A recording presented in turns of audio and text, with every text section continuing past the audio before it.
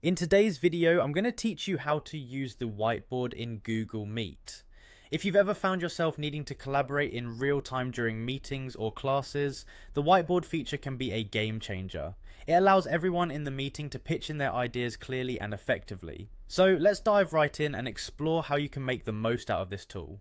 To begin with, you'll need to go to Google Meet. If you're not familiar with it, Google Meet is a video communication service that allows for seamless and interactive virtual meetings. Simply open up your preferred web browser and type in Google Meet, or use the URL you might have bookmarked for easy access. Once there, signing in is usually straightforward if you have your Google credentials handy. Once logged in, your first step toward accessing the whiteboard feature is to locate the waffle icon. It's a small grid of 9 dots, usually located in the top right corner of your Google Services web page. Clicking on this icon reveals several Google tools available for you, such as Drive and Calendar, among others. The waffle icon acts as a handy shortcut to get to various Google applications. After clicking the waffle icon, look for the Chrome Web Store.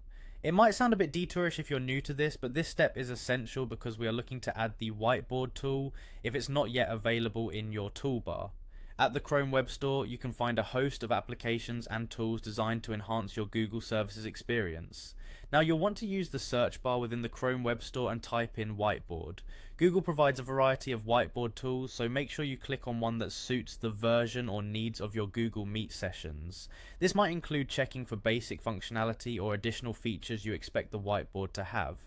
With the search revealing your desired tool, go ahead and click on the whiteboard option. By doing this, you're on your way to either installing it if it's an extension you need, or simply opening it if it's an already integrated tool within Google Meet. Once you have it up and running, the whiteboard tool should integrate smoothly into your Google Meet. And there you have it.